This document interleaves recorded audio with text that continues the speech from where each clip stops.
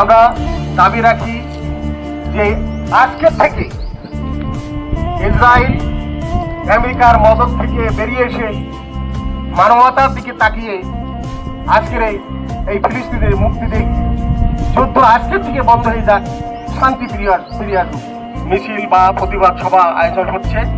তারই প্রেক্ষিতে doctor আফিলউদ্দিন degree কলেজের আমাদের প্রিয় ছাত্র ছাত্রী জনতা, শিক্ষক কর্মচারী সবাই ঐক্যমত পোষণ করেছে করার জন্য। সবাইকে আমি আন্তরিকভাবে ধন্যবাদ এবং মোবারক জানাই। ধন্যবাদ সবাইকে। আসসালামু আলাইকুম। হ্যালো বন্ধুরা, আসসালামু আলাইকুম। তো চলে আসলাম আজকে আমাদের কলেজ ডক্টর আফিলউদ্দিন ডিগ্রি কলেজে, কেননা ইসরায়েল ফিলিস্তিনের ওপর যে সমস্ত ধ্বংস ও হত্যাকাণ্ড চালায় প্রতিবাদ মিছিল ও সমাবেশের জন্য। তো মিছিল শেষে আমাদের কলেজের স্যার এবং বড় ভাইরা কিছু বক্তব্য দিচ্ছে, চলুন শুনি তাদের মুখে।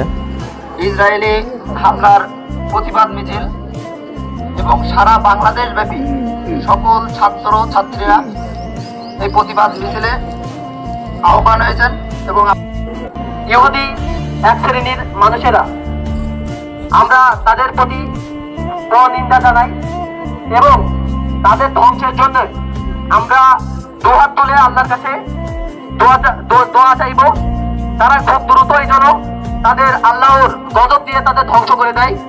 আমরা এখানে উপস্থিত হয়েছি আজকে আমাদের মুসলমান ভাইদের প্রতি কি নির্যাতন, কি নিপীড়ন, আমরা মানুষ হিসেবে আমরা প্রতিবাদ করতে পারতেছি না।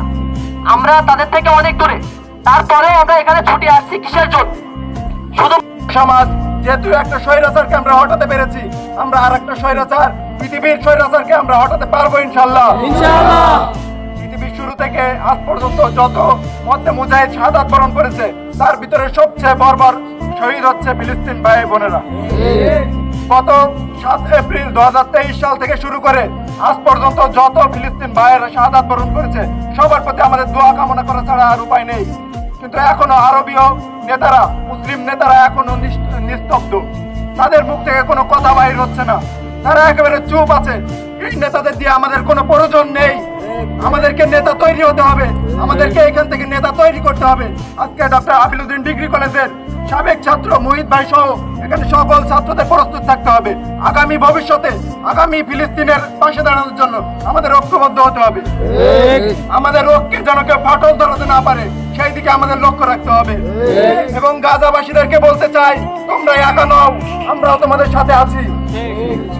গাজাবাসীদের সাথে সম্পৃক্ত আমরা বিশেষভাবে নিজের একান্তই কষ্ট পাচ্ছি যে বোমা হামলায় যে পরিমাণ মানুষ তারা মারছে, আসলে অভাবনীয়।